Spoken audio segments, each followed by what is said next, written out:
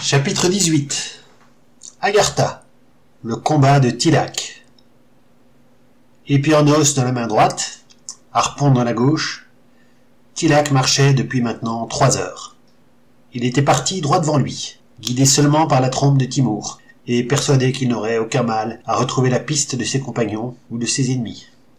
Mais aucun indice n'était venu. Pas de traces dans la neige, pas d'écho dans le lointain, ou de nouvel appel de trompe.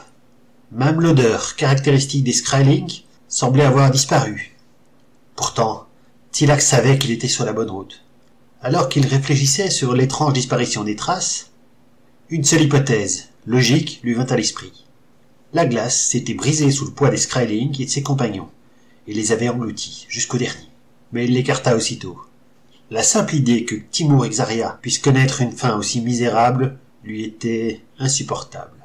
Il s'arrêta pour faire le point et réfléchir. Tilac détestait réfléchir.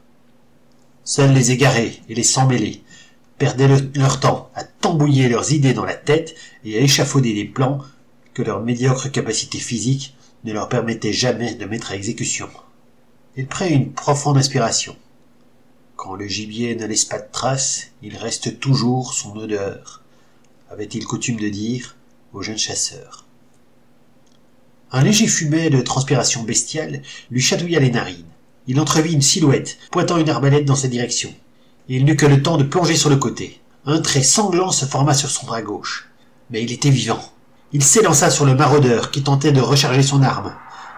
Un second maraudeur surgit littéralement du sol pour s'interposer, mais rien n'y fit. L'épée en os de Tilac trancha la gorge du nouvel arrivant et s'enfonça dans le crâne de l'arbalétrier, au moment précis où il encochait un second carreau. Puis Tilac s'écroula, épuisé par ce combat. En se relevant, il examina sa blessure. La trace avait pris une couleur violacée et une odeur qui ne lui inspirait rien de bon. « Poison !» pensa-t-il aussitôt.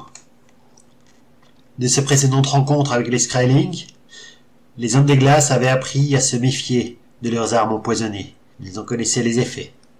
Mort dans un bref délai pour les égarés et les petites créatures. Paralysie, nausées, vomissements, parfois la mort pour les sans-mêlés. Et juste un peu de nausée pour les hommes des glaces de sang pur. Il en connaissait également les remèdes, et Tilac ne partait jamais en expédition sans les herbes magiques qui soignent le poison.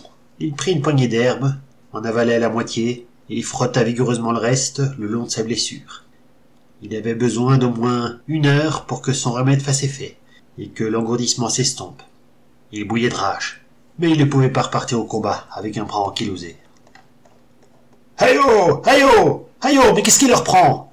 Arrête là de lâche, Xaria! Ils ont senti quelque chose. » Les chiens s'arrêtèrent. Xaria, la demi-géante, s'appuya contre un pactage en fourrure qui faisait office de dossier.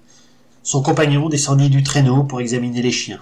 « Je crois surtout qu'ils sont épuisés et qu'ils ont faim après ce qu'on les a fait courir. » Timur s'accroupit devant le chien de tête et lui caressa la tête. À côté de l'homme des glaces à peau violette, le husky semblait minuscule. Mais l'animal ne semblait guère impressionné par un tel maître. Il s'offrit même le luxe de secouer la tête en grognant. « Ils ont senti l'odeur du sang, et c'est tout près d'ici. »« Il n'y a rien ici, » répliqua Xaria, « et aucun endroit pour se cacher. »« Là-bas !» s'exclama Timur.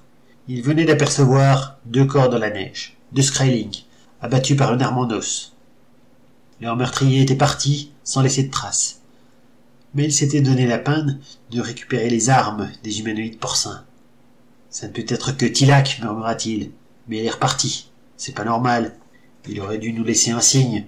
Xaria, tu m'écoutes? »« Oui, oui, répondit la chasseresse. Je me demande pourquoi ils ont creusé ces trous. » Timur se mit à sourire. La réponse était évidente.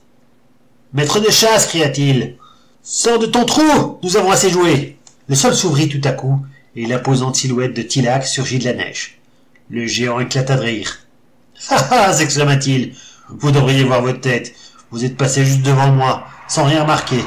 Regardez. » Il se cachait dans des trous, avec une couverture en peau de loutre blanche, recouverte de neige.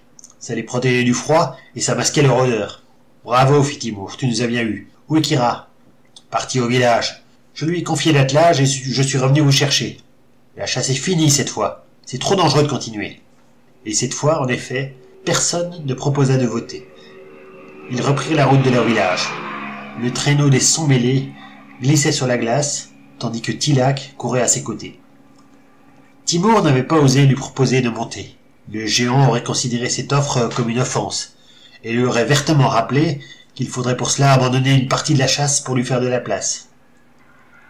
Après plusieurs heures de course, ils aperçurent un traîneau abandonné. Le traîneau de Tilac.